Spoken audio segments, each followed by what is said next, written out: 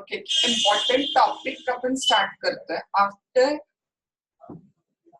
2 essential elements of valid contract we have discussed. Okay, number 1 offer, number 2 acceptance. Now the third essential element for the valid contract in detail we are going to discuss, and that is consideration. कुठला point start करतोय सांगा आपण. तर consideration हा point आपण काय करतोय, start करतोय. ओके, इथे एकूण आपल्याला 3 क्वेश्चन आहेत काय कन्सिडरेशनच्या चॅप्टर मध्ये. 3 क्वेश्चन काय आहेत कन्सिडरेशनच्या चॅप्टर मध्ये आपल्याला. तर नंबर 1 क्वेश्चन आहे define consideration and state the essential elements of valid consideration. Number 1 question. Then number 2 question which we are going to have is a privity of contract short note is there. Privity of contract म्हणजे काय, आता तुम्हाला माहिती नाही, फक्त आता समजा 2 मिनिटांसाठी गृहीत धरा की आणखीन एक क्वेश्चन येतो, तो अगदी rarely broad question, otherwise majority cases मध्ये शॉर्ट नोटला विचारलेला क्वेश्चन आहे प्रिव्हिटी ऑफ कॉन्ट्रॅक्ट. पहिला क्वेश्चन कुठला समजून घ्या, define contract and state the essential elements of valid contract, किंवा define consideration and state the legal rules as to the consideration. आपण कॉन्ट्रॅक्टचे लीगल रूल बघितले, ऑफरचे लीगल रूल बघितले, एक्सेप्टन्सचे लीगल रूल बघितले. आपल्याला आता कशाचे लीगल रूल्स बघायचे सांगा, तर कन्सिडरेशनचे लीगल रूल्स आपल्याला डिस्कस करायचे. ठीक आहे, तिथं define consideration and state the essential elements किंवा legal rules of the valid consideration हा क्वेश्चन आपण काय करणार आहे, तर इथं डिस्कस करणार आहे. Question number 1. नंतर क्वेश्चन नंबर 2 प्रिव्हिटी ऑफ कॉन्ट्रॅक्टचे शॉर्ट नोट, आणि क्वेश्चन नंबर 3 जो आपला पेपरचा VIP क्वेश्चन आहे, जो 99% पेपर मध्ये असतो. किती मध्ये, तर 99% पेपर मध्ये असतो. तो म्हणजे काय सांगा, तर तुम्हाला व्हेरी फर्स्ट लेक्चर जर आठवत असेल तर व्हेरी फर्स्ट लेक्चर मध्ये आपण काय डिस्कस केलेलं सांगा. कन्सिडरेशन म्हणजे काय, something in return. Very simply we can take out an example. Suppose I am teaching you the consideration for user knowledge, and you are giving me the fees. Okay, so the consideration for mine is considered as a fees. That's simple. What this word consideration stands for, this means something in a return. If I am doing something for you and in return you are giving me something, that is considered as a consideration. माझ्यासाठी consideration आहे तुम्ही दिलेली fees, आणि तुमच्यासाठी consideration आहे तुम्हाला मिळालेलं knowledge. Suppose we are purchasing the car, so I am selling the car to Revati, and Revati is paying me 5 lakh rupees. Okay, so for Revati consideration is a car, and for me the consideration is a 5 lakh rupees. Okay, so consideration stands for something in a return. And if you remember, essential elements of valid contract we have discussed. Okay, and the very first essential element for the creation of a valid contract was that, काय असं सांगतात, offer acceptance नंतर third होतं ते consideration. Without consideration an agreement is considered as a void. Consideration नसेल तर agreement काय असेल सांगा, void. कन्सिडरेशन नसेल तर ते अग्रीमेंट कोर्टात एन्फोर्सेबल होत नाही. ते अग्रीमेंट काय होतं सांगा, तर वॉइड होत आहे. तर मग क्रिएशन ऑफ व्हॅलिड कॉन्ट्रॅक्ट साठी कन्सिडरेशन असणं मस्ट आहे. ओके, सो आपण लॉ आहे की एक्सेप्शन आहे तुम्हाला सांगितलेलं. This rule is subject to some exceptions. या रूलला काय सांगा, काही एक्सेप्शन्स पण आहेत. मग आता ते एक्सेप्शन्स आपल्याला डिस्कस करायचे. त्यामुळे ह्या 3 क्वेश्चन पैकी question number 1 define consideration and state the essential elements of valid consideration, हा अगदी रेअरली विचारलेला क्वेश्चन आहे. Privity of contract majority cases मध्ये शॉर्ट नोटला आलेला क्वेश्चन आहे. आणि सगळ्यात VIP क्वेश्चन जो 90% पेपर मध्ये असतो, तो म्हणजे काय, तर agreement without consideration is a void. Discuss subject to exceptions. अग्रीमेंटला जर कन्सिडरेशन नसेल तर ते अग्रीमेंट वॉइड होतं. हा रूल एक्सेप्ट काय सांगा, तर त्याच्या विथ एक्सेप्शन्स डिस्कस करा, किंवा no consideration no agreement, no consideration no contract. Discuss with the exception. When a contract may become a valid even though it is made without consideration. Discuss with the exception. In all, की कधी कधी agreement without consideration void आहे, आणि कधी कधी जरी consideration नसलं तरी कॉन्ट्रॅक्ट व्हॅलिड होऊ शकतो, असे एक्सेप्शन सांगा. असे एकूण 3 क्वेश्चन आपल्याला या युनिट मध्ये काय करायचं, तर डिस्कस करायचं. त्यातला privity of contract short note साठी खूप महत्वाचा, आणि agreement without consideration is a void. Discuss subject to exception हा क्वेश्चन ब्रॉड क्वेश्चन साठी तर खूप महत्वाचा आहे. लक्षात आलं का बघा सगळ्यांना काय सांगितलं ते. कोणी पण एक रिप्रेझेंटेटिव्ह थंब अप करा लवकर.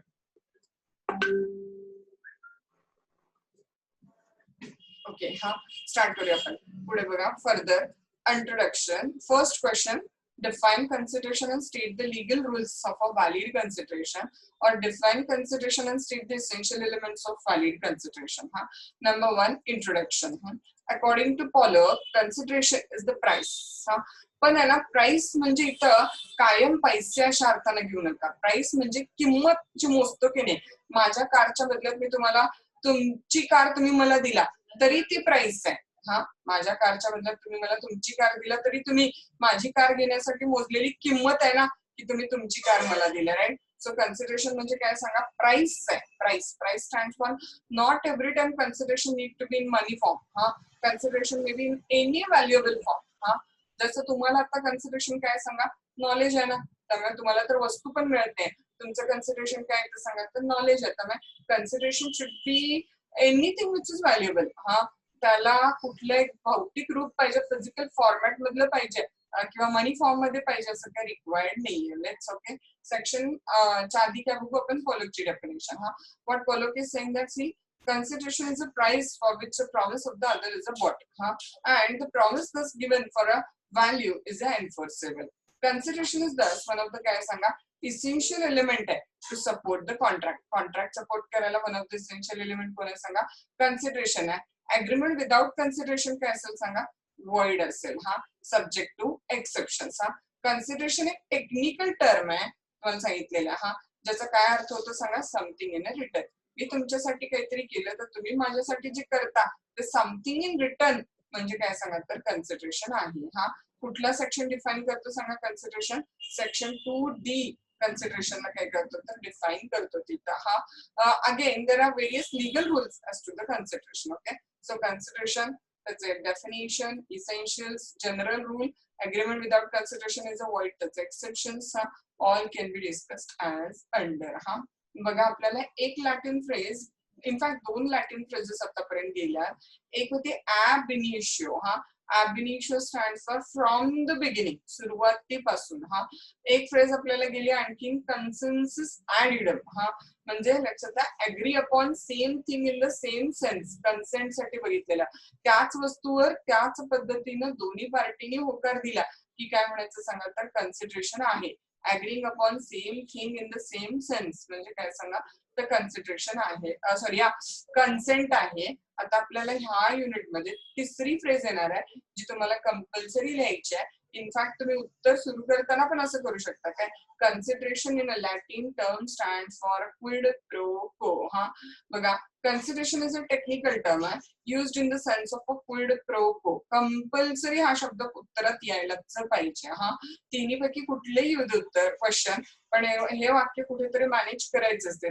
कन्सिडरेशन म्हणजे काय सांगा, तर if I have done something, you are giving me something in a return, and that something in a return in the Latin term quid pro quo is essential for the creation of a valid contract. Okay, so this something in return म्हणजेच काय सांगा, तर consideration आहे. जे परत देतोय आपण, return देतोय, ते म्हणजे काय सांगा, तर कन्सिडरेशन आहे तिथं. नाव तुम्हाला सांगितलेलं आहे, ऑथर्सच्या डेफिनेशन तर असतातच, पण सेक्शनची डेफिनेशन लॉ स्टुडंट्स कडनं फर्स्ट ऑफ ऑल काय असतं सांगा, तर एक्सपेक्टेड असते. जसं कॉन्ट्रॅक्टची डेफिनेशन 2H मध्ये होती, तशी कन्सिडरेशनची डेफिनेशन कशामध्ये दिलेली सांगा, तर सेक्शन 2D मध्ये हा शब्द कन्सिडरेशन म्हणजे समथिंग इन रिटर्न म्हणजेच मोबदला म्हणजेच क्विड प्रो को काय केलेलं तर डिफाईन केलेला. What I will do, I will wait for a minute. तुम्ही एक सेकंदासाठी डेफिनेशन वाचा. असं म्हणतात की कन्सिडरेशनची डेफिनेशन म्हणजे ना कॉन्ट्रॅक्ट ऍक्ट मधली सगळ्यात अवघड डेफिनेशन आहे. कारण ती फारच ट्विस्टेड आहे. तर काय करा, तुम्ही एकदा डेफिनेशन वाचा. ऑफकोर्स मी 10 मिनिटांत तुम्हाला जेव्हा शिकवलेलं असेल त्यावेळेला तुम्हाला ती एकदम इझी वाटेल डेफिनेशन. एक सेकंद मी थांबते, तुम्ही फक्त डेफिनेशन तुमच्या मनात रीड करा आणि तुम्हाला कितपत समजतंय किंवा काय समजतंय एक सेकंदासाठी बघा तुम्ही. Section 2D definition of the consideration screen. Okay, first thing you just keep in mind is that one, that consideration must come from the desire of the promisor. Consideration आपल्याला त्याला काही टप्प्यात बघायचंय काय डेफिनेशनला. पहिला टप्पा काय बघा तिथं, पण at the desire of the promiser पहिला टप्पा आहे. दुसरा टप्पा काय सांगा, promisee or any another person. पहिला टप्पा काय सांगा, पण at the desire of the promiser. दुसरा टप्पा काय सांगा, promise your any another person. हा, एवढं आधी आपण काय करूया तर डील करूया तिथं. हा बघा, I just give you one example. Suppose your neighbours boy was crossing the road. तुमच्या शेजाऱ्यांचा मुलगा काय करत होता तर रस्ता क्रॉस करत होता काय. From this side he was crossing to this side, so he was crossing the road and you saw that he was crossing the road. And suddenly the bus was coming from the side. रस्त्यानं काय येत होती तर बस येत होती तिथं. तुम्ही पळत पळत गेला. You went running and you save that boy. तुम्ही त्या मुलाला पकडून इकडच्या बाजूला आणला, नाहीतर तो मुलगा बस खाली काय झाला असता तर गेला असता तिथं. नाव लेट मी नो, तुम्ही जे काय ते ऍक्ट केलेलं आहे त्या मुलाला सेव्ह करण्याचा, त्यासाठी तुम्ही काही कन्सन्ट्रेशन मागू शकता का? तुमचं जनरल नॉलेज सांगा की त्यासाठी तुम्ही काही कन्सन्ट्रेशन मागू शकता का? नाही मागता येणार. कारण काय सांगा, तुम्ही जे काय केलेलं ते व्हॉलंटरी केलं ना, तुमच्या स्वेच्छेने केलेलं. It was not like that की त्या व्यक्तीने तुम्हाला सांगितलेलं. पण आता हेच एक्झाम्पल आपण थोडं अल्टर करू काय. Same situation. Okay, your neighbor's boy was crossing the road from this side to this side. He was crossing the road, and you was on that side. तुम्ही तिथं होता. आणि तो मुलगा बस खाली येण्याची शक्यता, तुमचा नेबर पण तिथंच आहे साईडला त्या बाजूला. आणि त्यानं तुम्हाला शाउट करून म्हटलं, please save my boy, please save my boy, if you save my boy I will pay you 500 rupees. Please माझ्या मुलाला वाचवा, जर तुम्ही वाचवला तर मी तुम्हाला 500 रुपये देईन.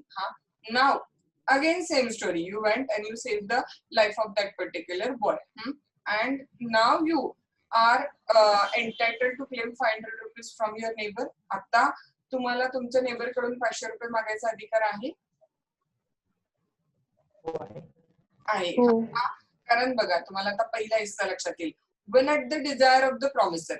म्हणजे जे काही ऍक्ट आपण व्हॉलंटरी करतो, आपल्या स्वेच्छेनं करतो, प्रॉमिसरनं आपल्याला म्हटलेलं नसतं, तर त्यावेळेला आपण त्याचं कम्पन्सेशन म्हणजे कन्सिडरेशन मोबदला मागू शकत नाही. त्यामुळे व्हॅलिड कन्सिडरेशन होण्यासाठी ते कंपल्सरी सुरू होताना कोणाच्या सांगण्यावरनं सुरू व्हायला पाहिजे सांगा तर प्रॉमिसरच्या सांगण्यावरनं. माझं पिक्चर पेंट करणार का, मी बसमध्ये बसले आणि बसमध्ये बसल्या असल्याने फर्स्ट टाइम एक्स नावाच्या एका व्यक्तीला बघितलं आणि ती व्यक्ती लुकिंग गुड होती एकदम. त्यामुळे मी माझा कॅनव्हास पेपर, ब्रश बिश काय जे काही छोटस आहे ते काढलं, त्याचं एक छोटस स्केच सुरू करायला चालू केलं. आणि त्याला ते दिलं पण, तर त्याचं ते कन्सिडरेशन मी त्याच्याकडनं मागू शकते काय तर नाही मागू शकणार, कारण he has not told me to paint his picture. Okay, sketch his picture. whatever I have done is done my own voluntary will. So I can't ask. But if बसमध्ये बसला असं त्याला कळलं किंवा येस हा स्केच करणार आहे, painter आहे, मग त्यानं लगेच मला म्हटलं की माझं पेंटिंग एवढं करून देत आहे का, तर त्यावेळेला त्याच्याकडनं मला पैसे मागता येईल काय तर येस, कारण त्यानं मला सांगितलेलं आहे आणि त्याच्या सांगण्यावरती मी काय केलेलं सांगा तर हे पिक्चर पेंट केलेलं आहे तिथं. ओके, सो पहिला टप्पा बघा, when at the desire of the promiser. He definition समजली की हा क्वेश्चन निम्म्याच्यावर तुम्हाला समजतो, म्हणून आपला वेळाचा पूर्ण जरी डेफिनेशन वर गेला तरी काय प्रॉब्लेम नाही, म्हणजे उद्या कन्सिडरेशनचा चॅप्टरच एंड होतो आपला. when at the desire of the promiser. Then एवढं लक्षात आलं तुम्हाला की प्रॉमिसरच्या सांगण्यावरनं तुम्ही करायला पाहिजे. If you does an act voluntarily without being asked by the promiser, then you are not allowed to ask anything in return for that. ठीक आहे. आता समोरचा करणारा प्रॉमिसी किंवा एनी अनदर पर्सन असू शकतो. ओके, आता तुमच्या सांगण्यावरनं मी तुमचं पिक्चर पेंट केलं काय, आता मला पेमेंट तुम्ही दिलं काय आणि तुमच्या पॅरेंट्सनी दिलं काय फरक पडणार आहे काय सांगा तिथं? काहीच फरक पडणार नाहीये. त्यामुळे ज्याच्याकडून तुम्हाला रिटर्न मध्ये मिळतंय तो व्यक्ती प्रॉमिसी पण असू शकतोय किंवा एनी अनदर पर्सन पण असू शकतोय. The person from you are getting in return, okay, that person may be promisee और that person may be any another person. लक्षात येत आहे. आता इथे आपल्याला एक फेमस केस लॉ खाली नंतर जाऊन बघायचे काय. ती केस आहे चिन्नय्या वर्सेस रामय्याची case. Okay, which you have to write down in your examination paper. Chinnayya versus रामय्याची case. What happen in this particular case? See, one old lady is there, mother is there. नाव that mother makes all her property in the name of her daughter. आईने काय केलं सांगा, मदरनं तिची सगळी property कुणाच्या नावावरती केले सांगा तर डॉटरच्या नावावरती केलेली आहे तिथं. ओके, पण त्याच गिफ्ट डीड मध्ये म्हणा किंवा त्याच डॉक्युमेंट मध्ये ना मदरने तिथं स्टेटमेंट किंवा कंडिशन टाकलेलं ते स्टेटमेंट किंवा कंडिशन काय सांगा तिथं, तर ह्या प्रॉपर्टीतून जे काही मनी ती डॉटर अर्न करेल त्या मनी पैकी एक certain amount as a annuity म्हणजे काय तर वर्षाला certain amount as a annuity या डॉटरला काय करायचं सांगा, तर आपल्या आंटीला द्यायचे. म्हणजे मे बी ह्या मदरची बहीण असेल, मावशी वगैरे कुणाला द्यायचं सांगा, तर एन्युटी आंटीला द्यायचे. Getting what I am saying that the mother promised to give the property to कुणाला तिथं डॉटरला and certain in that document there is one statement आणि ते स्टेटमेंट काय सांगा, तर डॉटरना एन्युटी वर्षाला कोणाला द्यायचे, तर आंटीला द्यायचे. Daughter agreed to give the amount to the आंटीला द्यायला ती अमाऊंट अग्री केली. आता बघा हे जे कॉन्ट्रॅक्ट आहे की नाही एन्युटी वाले ते जे स्टेटमेंट आहे त्या एन्युटी वाल्या स्टेटमेंट मध्ये प्रॉमिसर कोण आहे सांगा मला, डॉटर आहे. Yes I am ready to give the annuity amount to the आंटीला मी ती एन्युटी अमाऊंट द्यायला तयार आहे, मला काय प्रॉब्लेम नाही असं ती प्रॉमिस करते डॉटर. आणि प्रॉमिसी कोण आहे, अमाऊंट कुणाला देणार आहे, आंटीला. म्हणजे प्रॉमिसी कोण आहे सांगा, आंटी आहे. मिळणार कुणाला ती अमाऊंट इयरली, आंटीला. सो प्रॉमिसी कोण आहे लक्षात आलं, तुमच्या आंटी आहे. आता the contract was made and after some days daughter refused to give that annuity amount to the auntie, saying that I'm not getting anything from the auntie, an agreement without consideration is a void.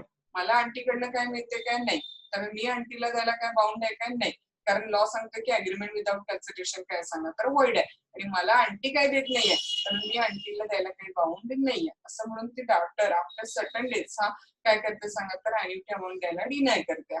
मग आता of course aunty कोर्टात जाते, सूट पाहिलं होते आणि it was held that जरी promisee म्हणजे aunty कडनं डॉटरला काही कन्सिडरेशन मिळत नसेल तरी आंटीला जे काही मिळतंय त्याच्यासाठी डॉटरला कन्सिडरेशन ऑलरेडी कुणाकडनं मिळालेलं सांगा, मदरकडनं. सो तुम्हाला कन्सिडरेशन येताना कुणाकडनं येऊ शकतं सांगा, promisee or any another person. लक्षात येते का बघा, भलेही प्रॉमिसी कोण आहे, आंटीकडून डॉटरला काही येत नाहीये तरी पण आंटीसाठी जे डॉक्टरनं प्रॉमिस केलेलं आहे त्यासाठी तिला ऑलरेडी कन्सिडरेशन कोणाकडून मिळालेलं आहे, मदरकडून. Okay, so therefore consideration may come from the promisee or any another person. पण here you just keep in a mind as a general knowledge that इंग्लंडमध्ये ना इव्हन कन्सिडरेशन येताना पण तुम्हाला फक्त प्रॉमिसीकडनंच पाहिजे, अदर पर्सन कडचं कन्सिडरेशन ते मानत नाहीत. त्यामुळे त्यांच्याकडे रूल असा आहे, at the desire of a promisor promisee has done or abstain from doing. त्यांच्याकडे promisee or any other person असा काय पार्ट येणार नाहीये तिथं. लक्षात आलं, दोन टप्पे लक्षात आले तुम्हाला. पण at the desire of the promisor the promisee or any other person, कुणीतरी एकानं डेफिनेशन मला रट्टा मारून डायरेक्ट सांगायला पाहिजे, इतकं आपण त्याला सिस्टमॅटिक बघणार आहे आणि लाईफ लॉंग पाठ करून टाकायची, विसरायचं नाही कधीच डेफिनेशन. पण at the desire of the promisor the promisee or any another person, लक्षात आलं इथपर्यंत तुम्हाला. when at the desire of the promisor the promisee or any another person काय केलंय सांगा त्यांना, आता तिथं तुम्हाला लक्षात ठेवायचं आहे when at the desire of promisor the promisee or any another person.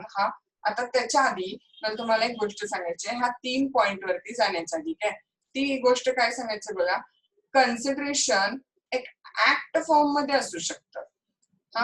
मोबदला ऍक्ट फॉर्म मध्ये असू शकतो, मोबदला ऑब्स्टिनन्स फॉर्म मध्ये असू शकतो किंवा मोबदला प्रॉमिस फॉर्म मध्ये असू शकतो. कन्सिडरेशन हे ऍक्ट फॉर्म मध्ये असू शकतं, ऑब्स्टिनन्स फॉर्म मध्ये असू शकतं किंवा प्रॉमिस फॉर्म मध्ये असू शकतं. You may have a question की काय प्रकार आहे. Let's take out an example. I sold you my car and you paid me ₹5 lakh. Now we have done act. Okay, एक ऍक्ट केले ना, पण एक कृत्य केलेलं आहे. तुम्ही कृत्य काय केलं सांगा, मला कार द्यायचं. मी कृत्य काय केलेलं सांगा, तुम्हाला ₹5 लाख द्यायचं. त्यामुळे तुमच्यासाठी कन्सिडरेशन काय सांगा तिथं, तर 5 लाख. माझ्यासाठी कन्सिडरेशन काय, ती कार. त्यामुळे consideration may be an act, positive act.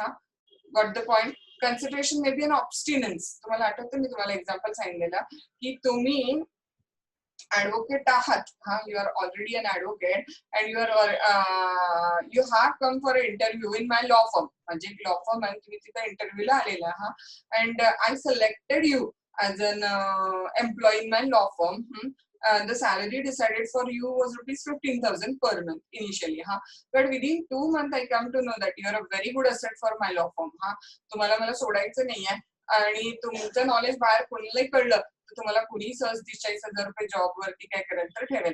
म्हणून मग मी तुम्हाला काय केलं, प्रॉमिस केलं की मी लगेच तुमची सॅलरी 30,000 रुपीज पर मंथ करते हा, आणि इन रिटर्न तुम्ही 5 वर्षाचा बॉन्ड लिहून द्यायचा की तुम्ही माझा जॉब सोडून जाणार नाही.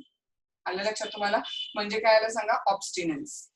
कन्सिडरेशन आता माझ्यासाठी काय सांगा, तुम्ही तो जॉब सोडून जाणार नाही म्हणजे काय, ऑब्स्टिनन्स आहे.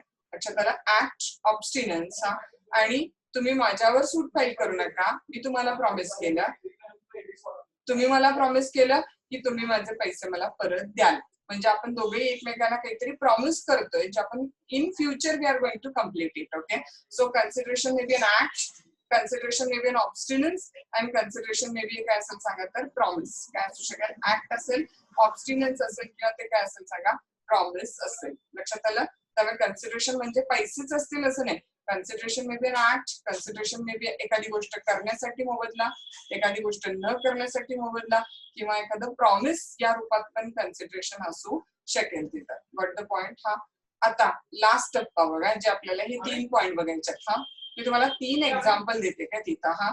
बघा, I painted your picture and you paid my money, so we both have done the thing. आपण दोघांनी आपापलं काम काय केलेलं सांगा तर पूर्ण केलेलं आहे. मग आपण लॉ मध्ये याला काय सांगा त्याला आपण म्हणतो past consideration. Past consideration has done और अब्स्टेन्ड फ्रॉम डुइंग. अब्स्टेन्ड शब्द काय सांगा, न करण्यासाठी आहे ना तिथं हा. त्यामुळे तुम्ही जॉब सोडला नाहीये आणि मी पण तुम्हाला तुमचे एक्स्ट्राचे पैसे दिलेले आहेत. त्यामुळे हॅज डन और अब्स्टेन्ड फ्रॉम डुइंग म्हणजे कन्सिडरेशन कसं आलं सांगा, पास्ट हा. चॉकलेट तुम्ही माझ्याकडे घ्यायला आलाय आणि मी तुम्हाला चॉकलेट देते, present consideration. Cash counter transaction, does और अब्स्टेन्स फ्रॉम डुइंग. लक्षात आलं? डज और अब्स्टेन्स फ्रॉम डुइंग म्हणजे कन्सिडरेशन कसं सांगा, राईट नाव, प्रेझेंट कन्सिडरेशन हा. आणि मी तुमच्यावर सूट फाईल करणार नाही, तुम्ही माझे पैसे मला परत द्या. प्रॉमिसेस टू डू और अब्स्टेन फ्रॉम डुइंग हा. सच ऍक्ट, अब्स्टिनन्स और अ प्रॉमिस. सच ऍक्ट, अब्स्टिनन्स और a promise is called as a consideration. त्याला आपण काय म्हणतो सांगा तर कन्सिडरेशन असं कन्सिडर करतोय हा. वन्स अगेन बघा फटाफट तिथं, when at the desire of the promiser, promise or any another person, Chinnaya versus Ramaya, has done or abstained from doing, past consideration. Does or abstains from doing, present consideration. Promises to do or abstain from doing, future consideration. Such an act, abstinence or promise is called as a consideration for the promise. त्याला आपण काय म्हणतो सांगा तर consideration असं consider करतो. Okay, so did you get the definition? आता पूर्ण लक्षात आली का बघा? कुठे काही डाऊट आहे का सांगा, कारण ह्याच्यावर हा क्वेश्चन पूर्ण डिपेंड आहे. इसेन्शियल एलिमेंट सगळे ह्या डेफिनेशन मध्येच लपलेले आहेत. Essential element, so I have taken a full time on this definition. Still you have any doubt you can ask me. आपण डेफिनेशन वाला पार्ट एंड करून टाकू आज. काय डाऊट आहे ह्या डेफिनेशन मध्ये आतापर्यंत? बरं, कळली काय सांगा व्यवस्थित डेफिनेशन?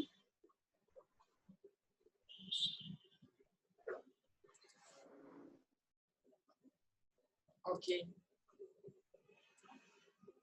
कुणाला लर्न झाली काय, लक्षात राहिली? जसं जमेल तसं तुमच्या मोडक्या तोडक्या भाषेत जसं जमेल तसं लक्षात राहिले कुणाला डेफिनेशन?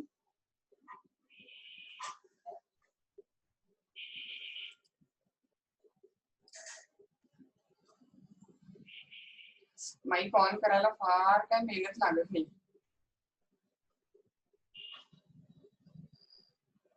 समजले मॅडम? समजले? सांगू शकता डेफिनेशन देवांशीष?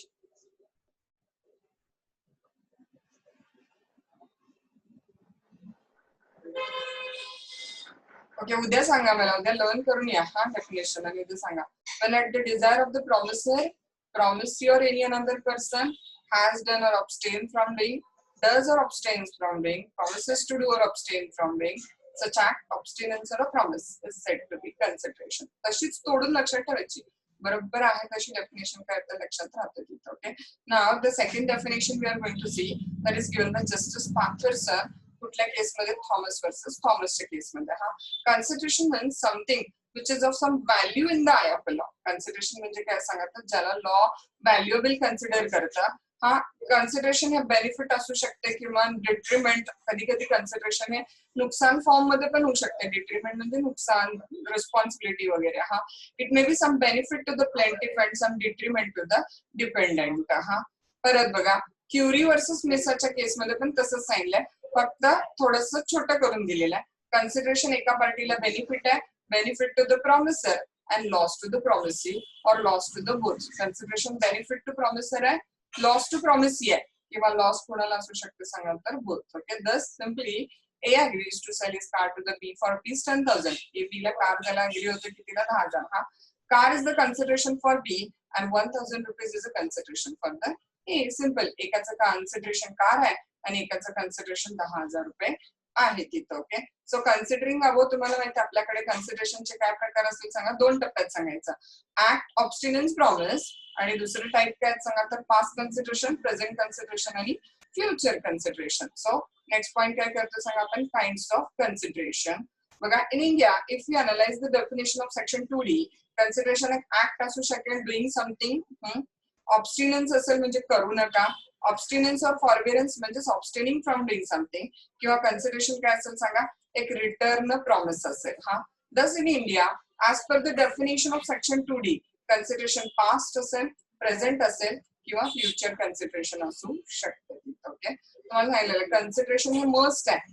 विदाउट कन्सिडरेशन प्रॉमिसेसला व्हॅल्यू येत नाही. सो नेक्स्ट पॉइंट काय तो सांगा आपला तर need for consideration, importance of consideration. हा is the point we are going to see.